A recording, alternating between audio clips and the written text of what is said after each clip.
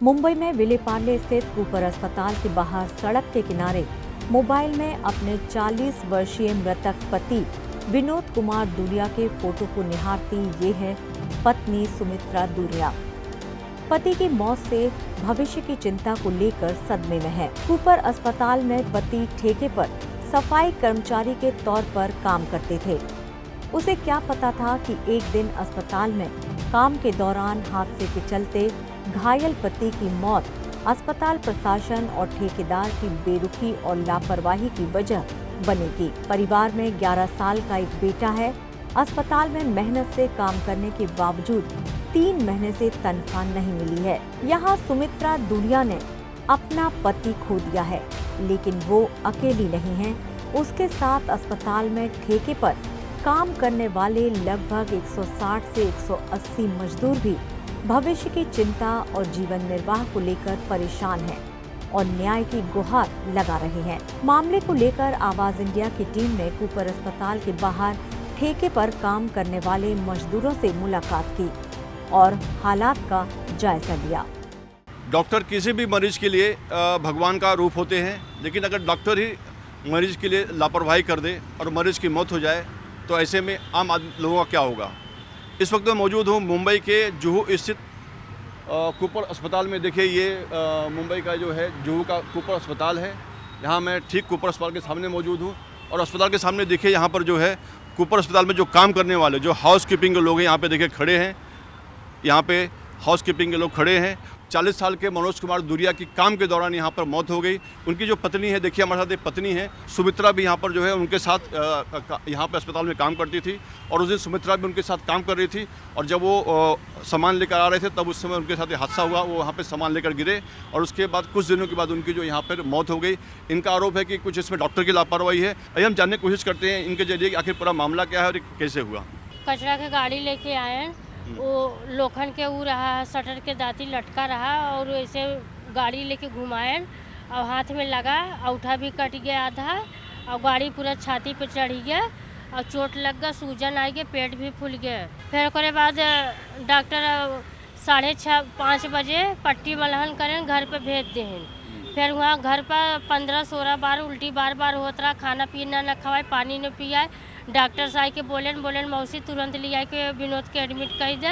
तो हम लेके आए तो फिर बोले ना अगले हफ्ता ऑपरेशन होए तो ऑपरेशन करें और तो फिर करे 4 दिन के बाद होश ना आई है, ख़त्म हो गया शुक्रवार के रात में। वो ऑपरेशन के लिए डॉक्टर ने शिवप्रकाश सर करके एमओ सर है, वो तो हम लोग कभी भी मदद करने को तैयार है सर। उसने मदद किया, मतलब वो ऑपरेशन के लिए वो उसको पैसा सब कम करके उसने ऑपरेशन हो गया। फिर दूसरा दिन डॉक्टर क्या बोलते हैं 8,000-7,000 का इंजेक्शन चाहिए ना, तो इसका पेमेंट रहेगा तो देगी ना। लेकिन डॉक्टर इसका देवर का पास भी बताया नहीं, मतलब विनोद कुमार दूरिया क्या बोलते हैं उसका बा है, अरे इतना इंजेक्शन चाहिए, दवा चाहिए करके डॉक्टर हम लोग को बोलता था। भी मैं कैसा भी मांग के देता था, लेकिन डॉक्टर वो बात भी हमको बताया नहीं। फिर हम लोग को 10-15 दिन हो गया तो फिर हमारा यूनियन सर को हम लोग ये बात बताया, गोरख सर को। तो गोरख सर ने आया, तो शुक्रवार को आया सर ने 21 तारीख को आके बात किया शाम को। फिर डॉक्टर बोला देख हम लोग का ऑपरेशन मार लगा, ऑपरेशन किया, लेकिन उसको दवा पानी के लिए वो हम लोग लिख के देगा बाहर से, इधर का जो है वो करेगा, लेकिन बाहर से लेके आने का उसका पास पैसा नहीं करके वो मौसी रो रहे। वो बोल रही 3 महीना हमारा पेमेंट नहीं आया, तो मैं क्या करूँ करके बोल रहे। इसके लिए पेशेंट अभी सीरियस कोशिश में गया, अभी इतना प्रोटीन चाहिए, इंजेक्शन चाहिए। तो हम लोग का यूनियन सर गोरख सर ने बोला जो इंजेक्शन सब प्रोटीन चाहिए वो सब लिख के दो, तो हम करते हो खर्चा। फिर उसने 7,000 का तुरंत एक इंजेक्शन भी लेके दिया सर ने। फिर रोशन सर से, अपना कंपनी वाला सर से बात किया हमारा गोरख सर, बात करा तो रोशन सर क्या बोला, हमको ये बात बताया नहीं, उमेश ठाकुर मुझे बताया नहीं, ये बात बताता तो मैं इलाज करता था, ऐसा करके उसने बोला। फिर भी क्या बोला, मैं 10,000 अभी तुरंत भेजता करके इनको दूसरा अकाउंट से भेजा। वो 10,000 हम लोग इनका हाथ में दे दिया। उमेश ठाकुर कौन है? वो इनका पूरा संभालते कूपर का, अपना रोशन सर का नीचे वही है, उन लोग का नीचे सुपरवाइजर लड़का लोग है। तो वो रोशन सर वो भी आके कितने एक दिन भी इसको देखा नहीं, इधर ही बैठते जाते, इसका घर भी उधर है, लेकिन एक दिन जाके अपन देखेगा वो पेशेंट कैसा है। उल्टा वो क्या बोला सबका पास, वो दारू पी के चक्कर आके गिर गया, ऐसा करके उसका बात था। फिर वो एडमिट करके ऑपरेशन करने का पहले भी ये जाके 2,000 उसने मांगा, मुझे 2,000 दे दो, आप लोग पेमेंट नहीं किया 3 महीना, 2,000 देगा तो मैं एक नारियल पानी, मौसमी जूस कुछ भी मैं लेके देगा, मेरे पास 1 रुपया नहीं। तो उसने नहीं दिया, फिर भी 500 पूछा लगता है इसने। वो मैं दूसरा एक सुंदर सुपरवाइजर है, मैं उनका हाथ में देते तुम ले बोला, लेकिन उसका हाथ में वो दिया भी नहीं। वो भी एक हफ्ता ऐसा हो गया, 2 हफ्ता। फिर बाद में अपना 21 तारीख के अपना Maharashtra union sir Gorakh sir आके बात करते समय और रोशन सर क्या बोले, ठीक है मैं 10,000 भेजते कर 10,000 दिया। वो 10,000 भी वो 1,500 का खून लिया ये लोग, 8,500 इसके हाथ में जमा हुआ।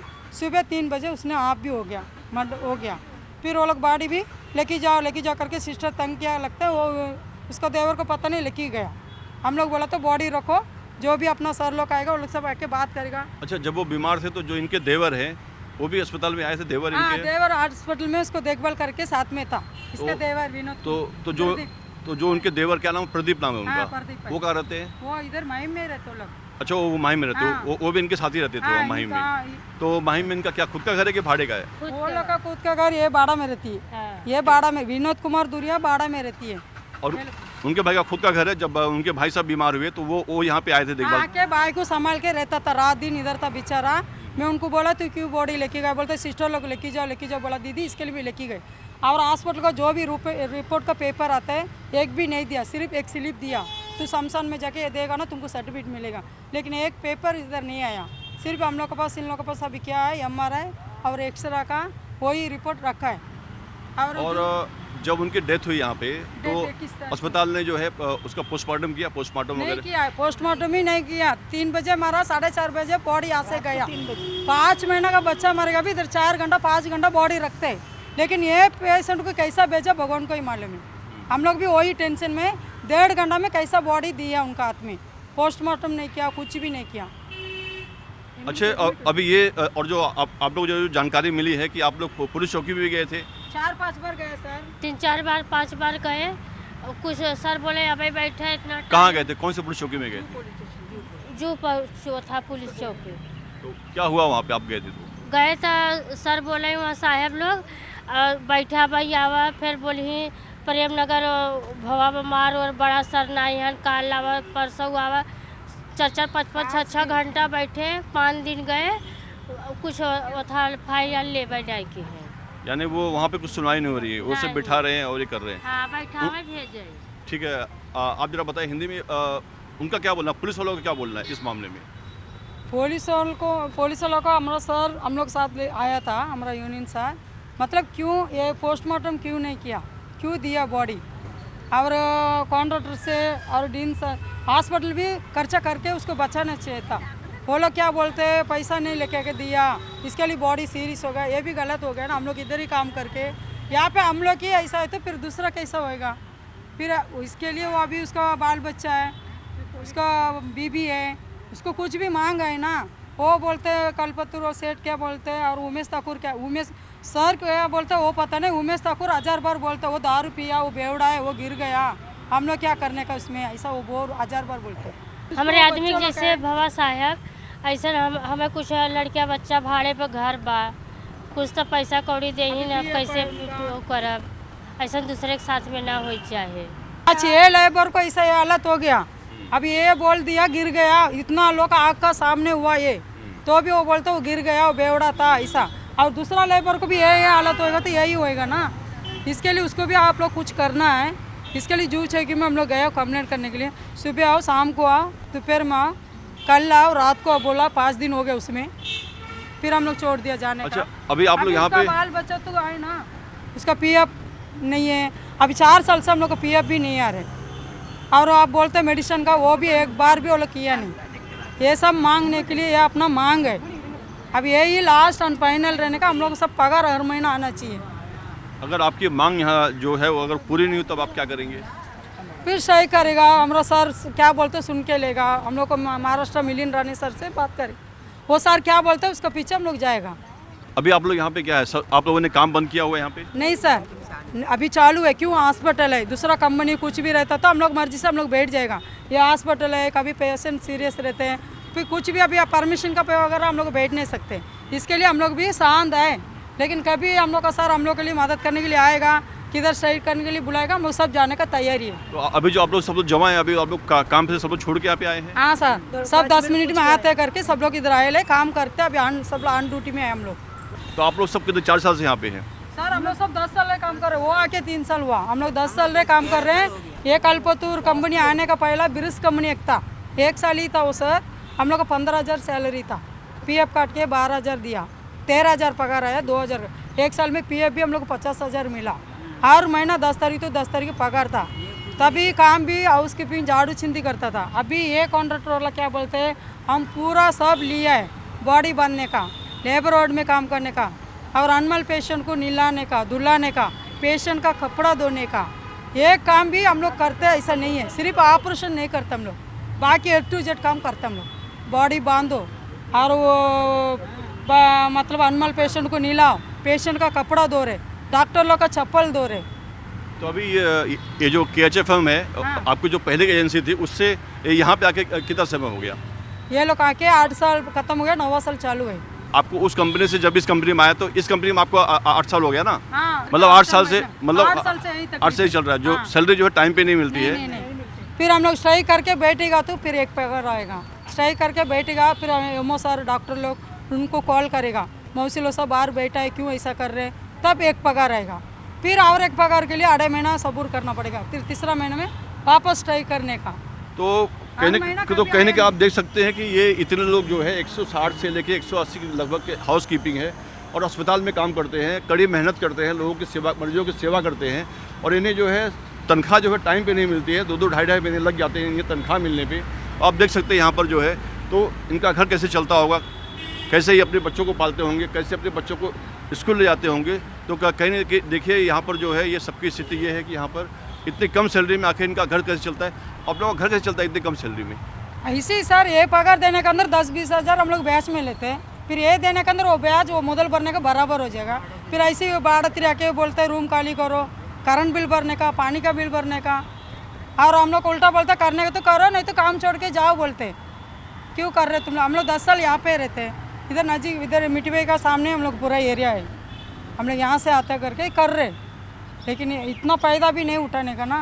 कहीं ना कहीं इनकी मांग है कि इनकी जो तनख्वाह है वो समय पे नहीं मिल रही है। 2 से 3 महीने हो गए, जनवरी से हो गया, अब तक इन्हें तनख्वाह नहीं मिली है, और इनकी मांग है कि इनकी जो तनख्वाह है वो समय पे मिले। और जो सुमित्रा है जिनके पति मरे हैं, इनकी मांग है कि इन्हें जो है कुछ फाइनेंशियल जो है इनकी हेल्प की जाए, क्योंकि इनके एक बच्चा भी है 11 साल का जो 6ठी क्लास में पढ़ता है। तो कहीं ना कहीं यहाँ पे जितने लोग खड़े हैं, जितने भी हाउस कीपिंग जो मजदूर हैं, सबकी कहानी वही है, और इनका बोलना है कि आज जो इनके साथ हुआ वो यहाँ पे किसी के साथ भी हो सकता है, और इनकी जो हालत है, स्थिति है, वो कहीं ना कहीं बड़ी दयनीय है। तो हमारे माध्यम से सरकार और जो प्रशासन है और जो यूनियन के लोग हैं और जो बाकी जो है, सबके पास ये बात पहुँचनी चाहिए कि लोग सामने आए और इन्हें मदद करें।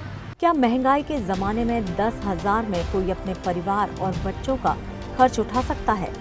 लेकिन लोगों की सेवा और कड़ी मेहनत के बावजूद ये नाम मात्र की तनख्वाह भी 3 महीने बीत जाने के बाद भी उन्हें नहीं मिली। जिंदगी की तस्वीर क्या होगी?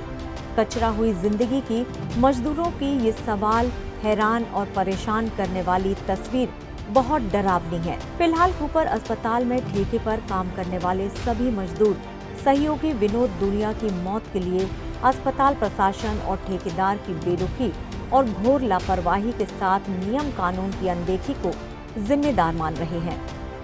ठेकेदार और अस्पताल प्रशासन के खिलाफ मामला दर्ज करने के लिए विलेपार्ले स्थित जुहू पुलिस स्टेशन के बाहर न्याय पाने के लिए सैकड़ों की संख्या में सभी कर्मचारी धरने पर बैठ गए हैं। अस्पताल में सफाई कर्मचारी, वार्ड बॉय और आया बाई के पद पर काम करके मरीजों की सेवा करने वाले इन कर्मचारियों की तकलीफों की सुध लेने वाला कोई नहीं है। न्याय पाने के लिए दर दर भटक रहे हैं और न्याय की गुहार लगा रहे हैं।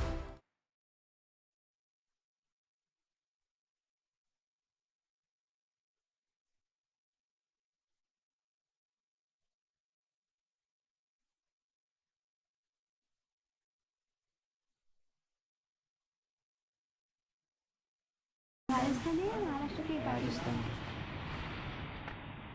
बोलते पाटील है, बोलते राजस्थानी है, क्या है? पाटील तो हो त्यांचा हे दोघं आहेत ना, हे राजस्थानी ते फक्त बघतोय काय आहे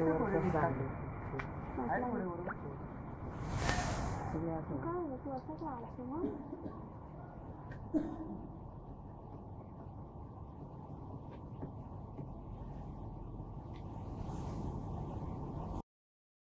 हिसाब से हम उनको काम करके देते हैं, उस हिसाब से एक औरत जात को समझते हुए मैं कि हाँ ये औरत है, नाइट सेकेंड मॉर्निंग कोई सा भी उसको जरूरत है तो ही औरत घर से बाहर निकलती है, नहीं तो किसी औरत को घर से बाहर निकलने की जरूरत नहीं है। तो इसीलिए प्लीज अभी यहाँ पर जब आप यहाँ पे आए हैं पुलिस चौकी में, तो यहाँ पे अभी क्या मांगे यहाँ पर पुलिस स्टेशन में? हमारा मांग यही है कि हमारा पगार, हमारा बोनस और हमारा PF दिया जाए। हमारा भी सर यही बात बोलना है।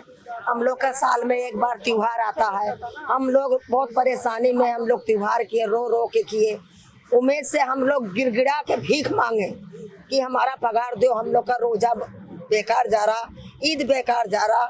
तो उन्होंने आज दे रहे, कल दे रहे, आज दे रहे, कल दे रहे, हम लोग का ऐसा चीटिंग कर कर के वो मुँह छिपा छिपा के भाग रहे, वो जगह पे रुकते भी नहीं है। उनको आवाज दो, उमेश भाई क्या हुआ पगार का, कल आ जाएगा, परसों आ जाएगा, 10 दिन के बाद में वो शक्ल ही नहीं दिखाते। रो रो आपका क्या बोलना है? एक सुल्तान शेख जो ऑफ हो गया है, उसके बाद में एक विनोद नाम का सर्वेंट इधर का ऑफ हो गया है, ना उसका पगार आया ना सुल्तान शेख का पगार आया। मरने वालों का भी पगार नहीं दे रहे, जिंदों का पगार दे रहे लोग। 3 महीने से हम लोग का पगार आया नहीं है, ना PF हमारा आया है। मेरा ये बोलना है कि हमारा जल्द से जल्द हमारा पगार दे दी, और हमारा जो मिनिमम है 21,000, हमको वो पगार चाहिए बस। जब से 5 साल से 6 साल से 10,000 में हम काम कर रहे हैं, ऐसा कहीं भी कॉन्ट्रैक्ट नहीं है जहां 10,000 में काम किया जाता है। 21,000 है तो मिनिमम हमारा यही मांग है कि हमको वो पगार दिया जाए, प्लीज रिक्वेस्ट। और यहाँ पे और भी कुछ लोग हैं, आपका क्या बोलना है? मैं ये बोलते हैं क्या, जो यहाँ जो कंटिन्यू जो औरत लोग काम करते हैं, काम का कोई शिकायत नहीं, लेकिन पैसा का कारण में ये लोग क्यों ऐसा करते हैं? जो औरत जात वो लोग बाल बच्चा लेके कहाँ जाएगा? जो औरत लोग इतना गंदगी साफ करते हैं उसमें तो कुछ प्रॉब्लम नहीं है, और उसमें कुछ वो लोग को शिकायत भी हम लोग का नहीं है। जी चलो हम लोग का कुछ शिकायत है कि हम लोग काम नहीं किया, क्या हम गंदा रखा, कोई आके बोल के जाए, वो तो नहीं है। लेकिन वो कहीं ना कहीं इनका दर्द है कि इन्हें 3 महीने से पगार नहीं मिली है, इनका घर चलाना मुश्किल है, और 2 लोगों की मौत भी हो गई, उनकी भी अब तक सैलरी नहीं मिली है। और इनकी मांग है कि जो इनकी जो तनख्वाह है, जो कानून के हिसाब से जो मिनिमम वेजेस है वो इनको मिलना चाहिए। लेकिन 5 साल से उन्हें 10,000 पे वहाँ पे ये नौकरी कर रहे हैं, लेकिन इन्हें जो तनख्वाह समय पे नहीं मिल रही है। यहाँ पे और भी कुछ लोग मौजूद आइए, उनसे बात करते हैं। आपका क्या बोलना है, आप यहाँ पे किस लिए आए? सर हम लोग जो लेबर लोग 10 साल से इधर काम कर रहे हैं, जूना लेबर लोग 10 साल से कर रहे हैं, लेकिन अभी ये कॉन्ट्रैक्टर आके अभी 8 साल खत्म होने को हुआ, 9वां साल चालू है। लेकिन बॉडी बांधने से, एनिमल पेशेंट को धोने का, नहलाने का, सिर्फ ऑपरेशन नहीं करता हम लोग लेबर लोग, बाकी A to Z काम हम लोग करते हैं। अमल काम करते हैं, वार्ड बॉय काम करते हैं, सब सारा काम रखते हैं, लेकिन हर टाइम हम लोग को पगार नहीं मिल रहे। 3 महीना होएगा तो हम लोग कुकुती स्टे करके बैठेगा तो 1 महीना पगार आते हैं, फिर वापस 3 महीना, ऐसा रेगुलर चालू है। लेकिन आप लोग कूपर हॉस्पिटल के लिए काम कर रहे हैं, यहाँ मरीजों की सेवा कर रहे हैं, आप इतनी मेहनत कर रहे हैं यहाँ पे, और कहीं ना कहीं जो है मरीज की सेवा करना एक तरह से मतलब बहुत बड़ा पुण्य का काम है। तो आप अगर आपको तनख्वाह यहाँ से नहीं मिल रही कॉन्ट्रैक्टर के पास से, तो आपने जो कूपर हॉस्पिटल के जो प्रशासन है उनको बताया आपने कि हमारी सैलरी नहीं मिल रही? सर को जाकर हमेशा हम लोग बता रहे हैं, डीन सर, और डीन सर को परसों भी जाके हम लोग बात किया तो खुद सर पूछा क्यों मौसी पगार नहीं आया, तो हम लोग बोला नहीं सर 3 महीना खत्म हो गया, 4था महीना चालू है। वो क्या बोल रहे सर ने, मैं पूरा पेमेंट कॉन्ट्रैक्टर वाला को कर दिया, आप लोग पैसा मेरे पास इधर नहीं, 1 रुपया भी, आप लोग जाके कॉन्ट्रैक्टर को पूछो। हर टाइम ये सीन हो रहे। तो जब आपको डीन सर ने बोला वहाँ के कूपर हॉस्पिटल के कि हमने यहाँ पे तनख्वाह जो कॉन्ट्रैक्टर को दे दिया है, तो आपने बताया कॉन्ट्रैक्टर को कि वहाँ से तनख्वाह सबकी तनख्वाह आपको मिल चुकी है? आपने बताया उनको कॉन्ट्रैक्टर को? हाँ, वो कॉन्ट्रैक्टर बोलते वो झूठ बोल रहे हैं, हम लोग पास बिल पड़ा है, वो पास नहीं किया करके वो 3-4 बिल उठा के दिखाता हम लोग को। हमें हर साल यही, हर महीना यही तकलीफ हो रहा है हम लोग को। ये लोग दोनों का खेल में हम लोग लेबर लोग फंस गया, और उल्टा काम छोड़ के जाओ बोलते हैं, और स्ट्राइक करते। स्ट्राइक तो हम लोग चिल्लाता भी नहीं, शांत से ही बैठते उधर। हम लोग भी दया से कितना काम करेगा, हॉस्पिटल आए करके तो हम लोग भी दया करके 3-3 महीना कर रहे हैं। कोई कंपनी अलग जो भी फैक्ट्री रहेगा तो हम लोग रोज बैठ सकते हैं। विनोद कुमार का भाई ने मुझे फ़ोन किया रात को 3 बजे, दीदी ऐसा मेरा भाई ऑफ हो गया, तो मैं बोले ठीक है आप लोग बॉडी उधर रखो, सुबह सर भी आ जाएगा, सर उनको भी बुला लेगा, जो भी आई फाइनल बात करेगा अपन। लेकिन 1.5 घंटा में बॉडी कुपर से चले गया। जो मासूम बच्चा मरेगा भी 4 घंटा 5 घंटा कुपर में रहता बॉडी, हम लोग खुद काम करते 10 साल, लेकिन ये बॉडी 1.5 घंटा में हटाया कुपर से। तो ये लेबर का मतलब क्या, केस नहीं होने का करके ये काम किया, पोस्टमार्टम नहीं किया, पोस्टमार्टम नहीं किया, और उसका हाथ में कुछ पेपर नहीं दिया, सिर्फ एक रसीद दिया शमशान में जाने के लिए। वो मांगता है ना, नहीं तो मैयत नहीं छोड़। वो एक ही पेपर उसका भाई का हाथ में दिया। वो क्या बोलता आपका मेरे को मालूम नहीं। वो लोग बोल रहे बॉडी लेके जाओ। बोला सिस्टर लोग हम लेके आ गए। मैं बोला बहुत बड़ा गलती किया। बॉडी उधर रहता तो अभी अपना फाइनल होता था। आज ये लेबर का ऐसा हुआ, फिर बाकी लेबर लोग वही हालत होगा ना। पहला 4 साल का पहला मेरा सलमा मौसी एक आप हुआ, ऑन ड्यूटी में आप हुआ उसने, वो भी 1 हफ्ता आईसीयू में था, उसको भी कोई 1 रुपये इलाज नहीं किया। वो आप भी मर गई। फिर उसका दूसरा सुनील मिश्रा जी था, आके 25,000 वो बॉडी खर्चा के लिए वो यूनियन वाला सर लेके दिया उसका हाथ में, लड़का लोग हाथ में, तो बॉडी लेके वो लोग गया। फिर अभी तक उसका पीएफ सब लॉक करके रखा है। क्यों लॉक करने का? अभी वो पैसा रहेगा तो वो बच्चों लोग का खर्चा होगा ना। अभी पीएफ भी हम लोग को 4-5 साल हो गए, पीएफ नहीं, कुछ भी नहीं, बोनस 8 साल। तो आप लोगों ने आप लोगों का जो पीएफ कटता है, हाँ। आपका जो पीएफ ऑफिस है वहाँ जाके आपने इंक्वायरी किया कि लोग पीएफ जमा कर रहे कि नहीं कर रहे? हमारे सर गए ना, हमारा अपना यूनियन सर, वो लोग बोलते हैं पीएफ नहीं है। नहीं, बिल्कुल नहीं। और पगार स्लिप देगा 1 साल का बाद 1 स्लिप, वो भी जबरदस्ती मांगेगा 1 स्लिप। हर महीना लोग पगार से हर महीना पगार देगा तो स्लिप देगा ना। यानी कहीं न कहीं मजदूरों की का जो दर्द है, जो इनकी मांग है कि ये 8 से 10 साल से यहाँ पर नौकरी कर रहे हैं, इनके पीएफ काटे जाते हैं, लेकिन पीएफ कटने के बावजूद भी पीएफ ऑफिस में इनका पीएफ जमा नहीं होता है। और जो एक कानून के हिसाब से जो मिनिमम वेजेस है वो भी उन्हें यहाँ नहीं दिया जाता है। और इनका परिवार है, बच्चे हैं, कुछ लोग भाड़े के रूम पे भी रहते हैं और कुछ लोग यहाँ डेथ भी हो गए, लेकिन उनकी डेथ के बाद उनके इलाज के लिए इनके पास पैसे तक नहीं है। और आज 3 महीने हो गए इन्हें जो कॉन्ट्रैक्टर है उनकी तरफ से सैलरी नहीं मिली। अगर ये कूपर से बात करते हैं तो कूपर हॉस्पिटल बोलता है कि हमने जो है कॉन्ट्रैक्टर को सैलरी दे दी है, और जो कॉन्ट्रैक्टर बोलता है कि हमें वहाँ से अब तक सैलरी नहीं मिली है। अब कौन झूठ बोल रहा है, कौन सच बोल रहा है, ये तो जांच का विषय है। लेकिन कहीं ना कहीं कूपर अस्पताल और जो एजेंसी है उसके बीच में ये मजदूर जो है पिस रहे हैं। ये जाए तो जाए कहाँ? ठेकेदार की मनमानी की पराकाष्ठा की हद देखिए। मजदूरों की माने तो ठेकेदार द्वारा 5 साल से मजदूरों की तनख्वाह से पीएफ और एसिक के पैसे काटे जाते हैं और साल में एक बार सैलरी स्लिप के नाम पर झुनझुना थमा दिया जाता है। लेकिन जानकारी निकालने पर पता चलता है कि पीएफ ऑफिस में उनके पीएफ से कोई पैसे अब तक जमा नहीं हुए हैं और एसिक के जरिए मुफ्त इलाज की कोई सुविधा नहीं है। सारी सुविधाएं सिर्फ जुबानी और कागजों पर हैं। मजदूरों की सहायता के लिए महाराष्ट्र म्यूनिसिपल कामगार यूनियन आगे आया है, जिसके चलते मजदूरों में न्याय की उम्मीद जागी है। यूनियन के संगठन सचिव गोरख अवार्ड की माने तो पुलिस ने मृतक की पीड़ित पत्नी का बयान ले लिया है और जांच के बाद मामला दर्ज करने की बात कही है। हमारे साथ है महाराष्ट्र कामगार यूनियन के संगठन सचिव गोरख चौहान जी। गोरख जी बताइए, यहाँ पे क्या हुआ? आप पुलिस चौकी में गए थे, वहाँ पे आपने सीनियर पीआई से मुलाकात की, आगे क्या हुआ?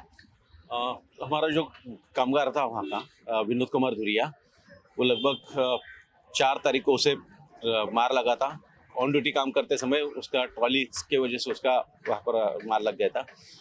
8 तारीख को एडमिट किया, 18 तारीख को ऑपरेशन हुआ और 22 तारीख को सुबह वो गुजर गया।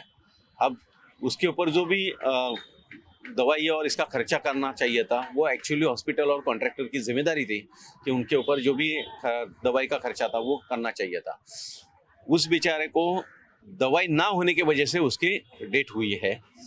ये डेथ नहीं है तो एक्चुअली खून हुआ है, क्योंकि अगर उसके परिवार का अगर ठीक से समय से अगर पगार मिलता था, हॉस्पिटल ने अगर उसके ऊपर समय पर अगर उपचार करते थे, इलाज करते थे, तो शायद ये बच जाता था। लेकिन प्रशासन ने, हॉस्पिटल प्रशासन और कॉन्ट्रैक्टर दोनों ने इसके ऊपर बिल्कुल ध्यान नहीं दिया और 22 तारीख को वो गुजर गए। इसके बारे में हम लोग यहाँ के पुलिस स्टेशन को 22 तारीख को हम लोग आए थे कि हमारी ये शिकायत ले, क्योंकि हॉस्पिटल ने और कॉन्ट्रैक्टर ने इन दोनों ने ही यहाँ पर लापरवाही की है। उन्हें कोई भी नुकसान भरपाई नहीं दी और ना दवा के लिए पैसे दिए थे, तो इसकी केस बनती है और केस दर्ज करें। यहाँ के जो सीनियर हैं उन्होंने उस वक्त ये नहीं सुना। हम 22 की जगह 23 को आए, 23 से फिर 24 के आए। लगभग हम लोग 26 तारीख को हम लोग यहाँ पर हर दिन आते रहे। 8-10 कामगार हर दिन यहाँ पर आके कहते हैं कि हमारी शिकायत आप दर्ज करो, लेकिन शिकायत ना कर रहे। 1 तारीख को हम लोगों ने डीसीपी ऑफिस में जाने का डिसीजन लिया कि यहाँ पर अगर कोई हमारी सुनवाई नहीं होती है तो हम लोग डीसीपी ऑफिस में जाकर बात करेंगे।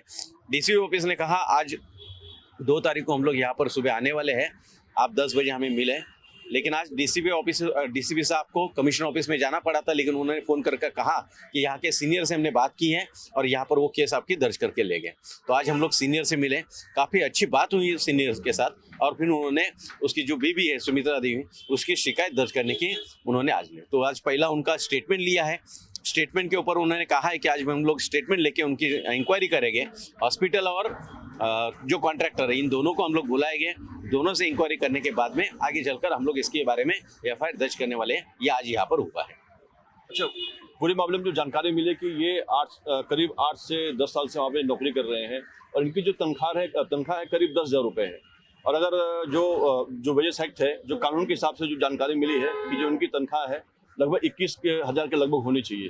तो जैसा कि इस मामले में मेरे और लोगों से बात हुई, उनका कहना है कि ये इतनी कम सैलरी पे काम कर रहे हो और 3-3 महीने हो गए इनके यहाँ पे जो है सैलरी नहीं मिल रही है। और जैसा कि आपने बताया कि सैलरी न मिलने के चलते पैसे के अभाव में उसकी डेथ हो गई है और उसके लिए अस्पताल जिम्मेदार है और जो कॉन्ट्रैक्टर वो जिम्मेदार है। तो इसमें नियम क्या है, जो इनको जो 10,000 सैलरी मिल रही है उसके लिए नियम क्या है, मतलब जो वेजेस एक्ट में? कानून ऐसा है कि मिनिमम वेज उन्हें मिलना चाहिए। ये सुप्रीम कोर्ट का ऑर्डर है। यहाँ के महाराष्ट्र गवर्नमेंट का हर 6 महीने के बाद एक सर्कुलर निकलता है, लेबर डिपार्टमेंट से एक सर्कुलर निकलता है, जिसमें अभी इस महीने में, इसमें से जनवरी से इनका 21,740 रुपया मिनिमम वेज है। इसके पहला अगर कोशिश किया 7 साल के पहले इनको जो पहले जो दूसरा कॉन्ट्रैक्टर था ये उन्हें 15,000 रुपया पगार देता था, इंक्लूड पीएफ के साथ में। पीएफ भी इनका भरा जाता था, इनको बोनस मिलता था। अब ये जब से ये कॉन्ट्रैक्टर आया है, 8 साल हुए अभी इसको आने के बाद में, ये कॉन्ट्रैक्टर ने इनको उस वक्त से 10,000 रुपया पगार देना चालू किया। एक्चुअली ये नियम के खिलाफ है। 15 से लोगों की सैलरी बढ़नी चाहिए, 15 से 16 होना चाहिए। ये यहाँ पर से डायरेक्टली 15 से 10 तक गया है, तो ये गलत है। यहाँ पर ये बात हम लोगों ने यहाँ के हॉस्पिटल के जो प्रशासन है, डीन है, उनके ध्यान में लाकर दी, लेकिन उन्होंने उसके ऊपर कुछ कार्रवाई नहीं की। इनको आज लगभग अभी गए 7 सालों से जो भी डिफरेंस है वो डिफरेंस इन्हें मिलना चाहिए सैलरी में का। मतलब 10,000 है तो इनका अगर उस वक्त अगर 16,000 रुपया अगर मिनिमम वेज है तो ये 2-6,000 रुपये जो डिफरेंस है वो मिलना चाहिए। आज तक का ये मिलना चाहिए। आज इन्हें मिलना ही चाहिए, ये नियम है। और इसमें इनका ये भी बोलना है कि हम जो नौकरी कर रहे हैं वहाँ पे, तो हमें 3 महीने से एक तो सैलरी नहीं मिल रही है, प्लस हमें अब तक बोनस नहीं दिया गया। और इनका जो पीएफ है, इनका बोलना है कि इनकी सैलरी से पीएफ कटता है, लेकिन जिन्होंने इंक्वायरी की वहाँ पीएफ ऑफिस पे, पीएफ जमा नहीं हुआ है, उसके लिए क्या बोलना है? हमने इसके पीएफ ऑफिस में जाके इंक्वायरी की है, तो वहाँ पर पीएफ ऑफिसर का कहना था कि इनका पीएफ हमारे यहाँ पर जमा नहीं हुआ है। एक्चुअली पीएफ इनका हर महीना इनके पगार से पीएफ और ईएसआई का पैसा काटा जाता है। अगर ईएसआई अगर पीएफ होता तो आज इसको कुछ ना कुछ अलग तरीके से इसका उपचार भी किया जाता था। ये कानूनन जुर्म है, पीएफ और इसका पैसा मिलना चाहिए। साथ में इनका पगार हर महीना 7 तारीख को इनका पगार होना चाहिए। ये बीएमसी के टर्म्स और कंडीशन में ही है। अगर कॉन्ट्रैक्टर नहीं करता है तो उसकी पूरी जिम्मेदारी यहाँ के जो मूल मालक है, ओनर है, महानगर पालिका जो बीएमसी है, उनकी जिम्मेदारी है। उन्होंने इसका पगार करना चाहिए, लेकिन वो भी नहीं कर रहे पगार और कॉन्ट्रैक्टर भी नहीं कर रहा है। और ऐसे लगभग 3-3 महीना, हर 3 महीने के बाद अभी 3 महीने के हुए आज तक इनका पगार नहीं हुआ। आज हम लोग कॉन्ट्रैक्टर से बात कर रहे हैं, वो बोल रहा है मैं जनवरी का पगार डालूंगा, तो जनवरी का पगार शायद वो अगले 2-3 दिन में डालेगा, लेकिन फिर फरवरी का पगार है, मार्च का पगार है, इस महीने का पगार है, तो 3-3 महीना लोग अगर रुके गए तो कहाँ ये इन्हें नहीं मिल रहा है। और मैं इसमें ये भी रोकना चाहूँगा, जो मुझे इनसे जानकारी मिली है, इनका बोलना है कि इन्होंने जो कुपर अस्पताल का जो प्रशासन उनसे बात हुई, जो डीन साहब बोलते हैं उससे भी इनकी बात हुई, तो उनका बोलना है कि हमने इनको सैलरी दे दिया है, इनकी जो तनख्वाह है दे दिया है। और जब ये कॉन्ट्रैक्टर से बात तो कॉन्ट्रैक्टर क्या बोलता है, वो झूठ बोल रहे हैं, हमें कोई सैलरी नहीं मिली है। यानी कहने कि अस्पताल और कॉन्ट्रैक्टर के बीच में ये जो जितने भी ये मजदूर पिस रहे हैं, उसको लेकर आप क्या बोलना चाहिए? डीन कह रहा है कि हमने बिल दे दिया है, कॉन्ट्रैक्टर बोल रहा है झूठ बोल रहा है। इन दोनों के इसमें से चक्कर में हमें ऐसा पता चल रहा है, जो बाहर के अलग अलग यहाँ के पुलिस डिपार्टमेंट से चल रहा है या बाकी के लोगों से चल रहा है, का डीन का परसेंटेज है, उसकी वजह से डीन कहता है कि इसने आदमी जो भी है कम, अगर कम आदमी लोग लगाए, जहाँ पर 200 लगाना है तो यहाँ पर ये 150 ही काम कर रहा है, 50 लोगों का एक्स्ट्रा बिल डाल रहा है। तो डीन उसके बारे में क्वेरी निकाल रहा है और क्वेरी निकालने के बाद में वो बिल वापस रिजेक्ट हो जा रहा है। कॉन्ट्रैक्टर बोल रहा है नहीं, उसको हम लोग परसेंटेज नहीं दे रहे, इसकी वजह से वो हमारा बिल सैंक्शन नहीं कर। ये दोनों के झगड़े में ये कामगार लोगों को सैलरी नहीं मिल रहा है। देश की आर्थिक राजधानी मुंबई में देश की सबसे धनी महानगर पालिका के अस्पतालों में ठेके पर काम करने वालों की स्थिति हृदय विदारक है। अस्पताल में मरीजों की सेवा और अस्पताल को साफ सुथरा रखने की जिम्मेदारी उठाने वाले इन मजदूरों की जिम्मेदारी उठाने वाला कोई नहीं है। आखिर ये जाए तो जाए कहाँ? कामगार यूनियन के सहयोग और पुलिस प्रशासन के आश्वासन के बाद उन्हें न्याय मिलता है या फिर कई मामलों की तरह ये भी दर्द को दबाकर आंसू पीकर अपनी भूख मिटाकर मौन हो जाएंगे और मृतक विनोद कुमार दूरिया की तरह दम तोड़कर अंतहीन दर्द के दुख से निजात पा जाएंगे। और हमेशा की तरह बीएमसी प्रशासन और नेता मंत्री संतरी के लिए एक कभी न हल होने वाला सवाल छोड़ जाएंगे। कैमरामैन ज्ञानेश्वर के साथ अंजनी कुमार मिश्रा की रिपोर्ट।